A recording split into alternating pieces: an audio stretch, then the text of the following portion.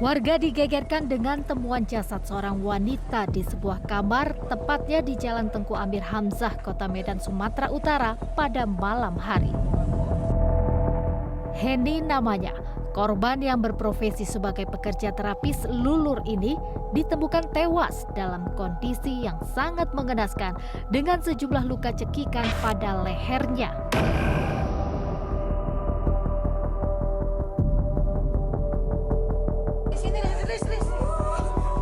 Peristiwa ini pertama kali terungkap oleh seorang pemilik usaha terapis yang datang ke lokasi untuk menutup usahanya.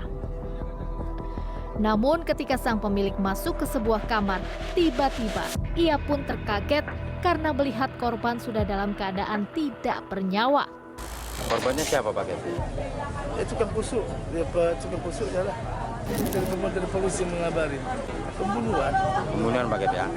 Kalau namanya tahu Pak Ket? namanya enggak. Sendiri atau gimana Pak Ket?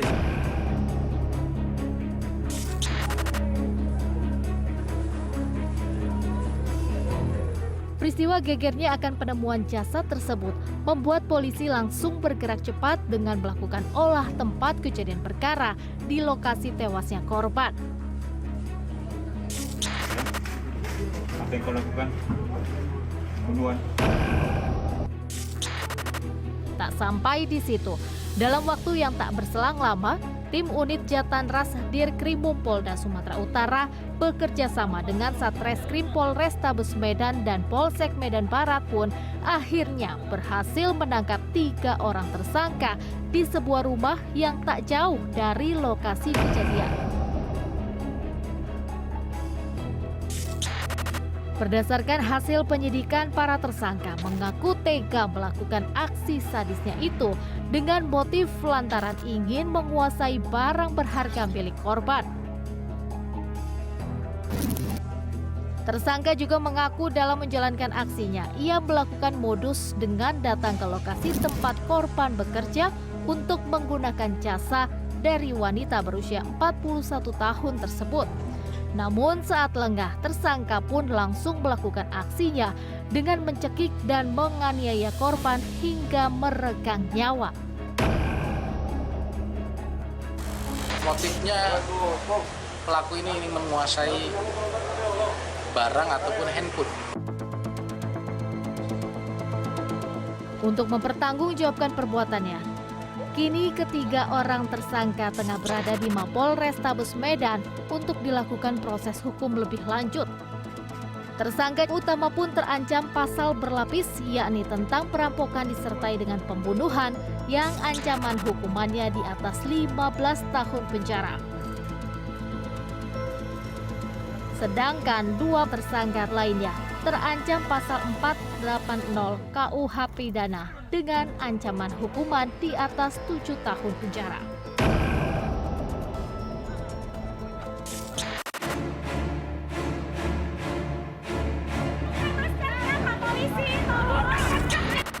Kasus pencurian disertai dengan aksi pembunuhan juga terjadi di wilayah Tulang Bawang, Lampung.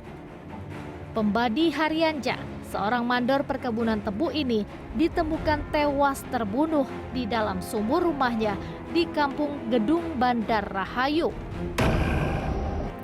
Penemuan jasad korban ini pun sempat menggegerkan warga sekitar.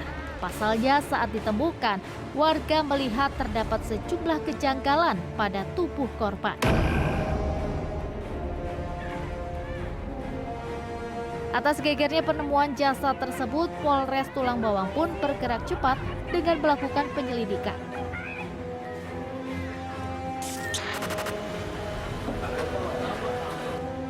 Dari hasil serangkaian penyelidikan, polisi berhasil menangkap seorang pria bernama Slamet alias Slamet Gendut sebagai pelaku pembunuhan yang merupakan anak buah dari korban.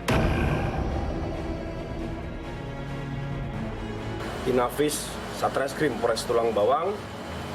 Di situ kami menemukan dari pemeriksaan luar bahwasanya ada beberapa hal yang memang kami katakan agak ganjal.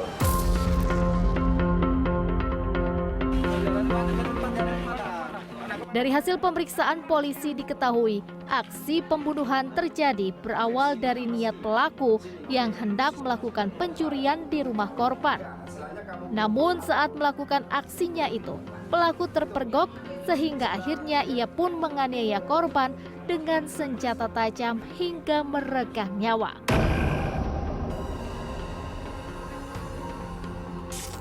Pelaku memang murni ingin menguasai barang si korban. Tidak ada motif yang lain. Pelaku dengan korban ada nggak? Hubungan pelaku dengan korban sebenarnya adalah hubungan dalam hal pekerjaan. Korban ini sendiri memang dikenal sebagai seorang mandor di wilayah tersebut. Atas perbuatannya, kini pelaku terpaksa mendekam di balik jeruji besi. Polisi juga masih mendalami sejumlah keterangan karena diduga ada motif lain terkait tewasnya korban.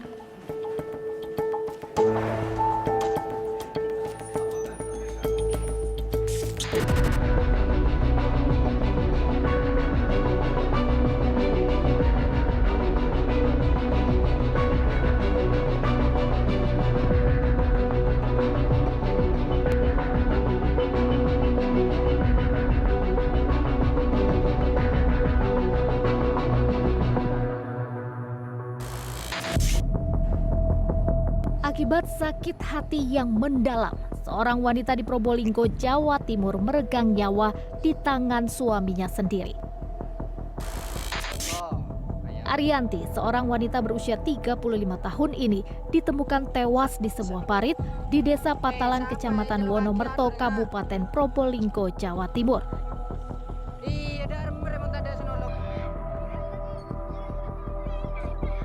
Peristiwa ini pun sempat menggegerkan warga sekitar.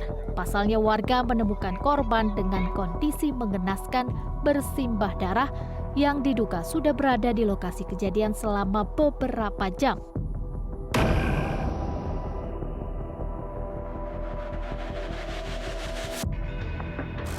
Oh, korbannya ya perempuan itu Pak, cewek itu Pak. Terluka di apanya itu Pak? Yang saya tahu di videonya ininya doang, sini aja. Tangannya aja ya. Iya. Itu aja. Sama laki-laki lain atau gimana? Nggak ngerti itunya Pak, cuma tahu matinya aja. Gitu. Tiba-tiba minta tolong. Oh ya, minta tolong tapi dengarnya itu banyak orang saya lihat di sini. Nggak tahu kejadiannya Pak. Polisi langsung bergerak cepat usai mendapati laporan warga akan peristiwa tersebut. Dari hasil pengungkapan, polisi akhirnya berhasil menangkap 2 orang pelaku yang ternyata merupakan suami dan anak kandung dari korban.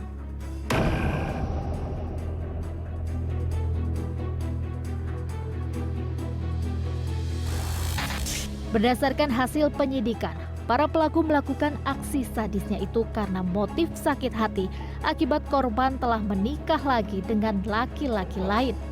Para pelaku pun melakukan aksinya dengan cara mencegat korban di sebuah area persawahan di saat hendak akan pergi ke pasar.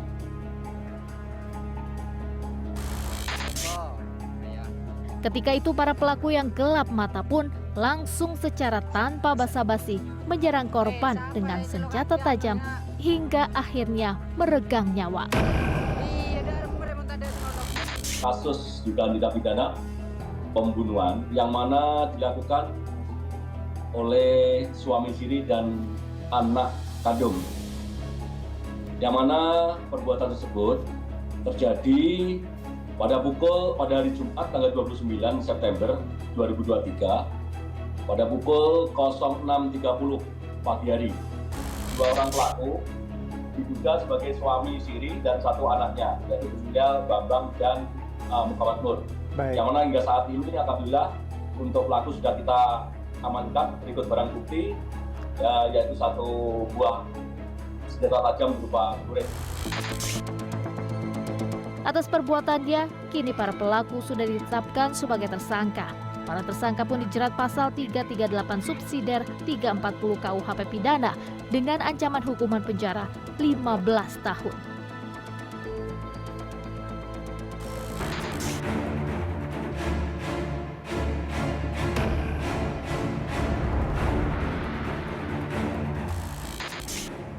Sungguh sadis aksi yang dilakukan oleh seorang pemuda di Kabupaten Sambas, Kalimantan Barat ini. Pemuda berinisial AD ini tega menikam pamannya sendiri hingga tewas bersimbah darah dengan menggunakan sebuah senjata tajam.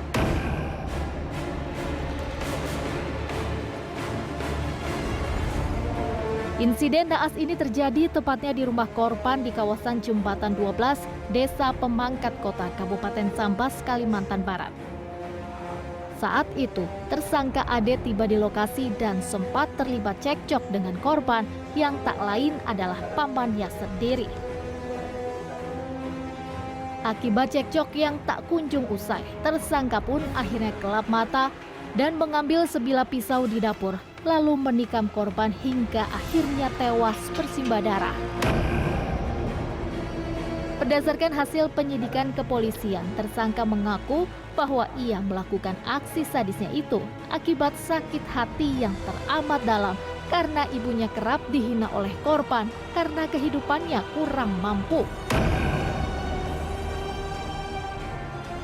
Selain itu, berdasarkan keterangannya, tersangka juga mengatakan di saat menjalankan aksinya itu, ia sudah terpengaruh oleh minuman beralkohol sehingga ia pun gelap mata dan berani untuk menghabisi nyawa korban.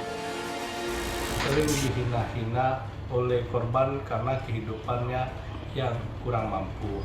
Jadi dendam lama dan dia sudah merencanakan penusukan ini untuk pamannya. Sebelum dia merencanakan itu, dia juga sudah mencari minuman alkohol supaya dia berani untuk menusuk pamannya sendiri.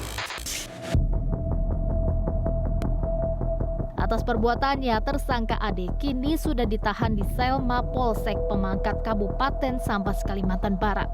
Tersangka dijerat pasal 353 KUHP dengan ancaman hukuman di atas 5 tahun penjara.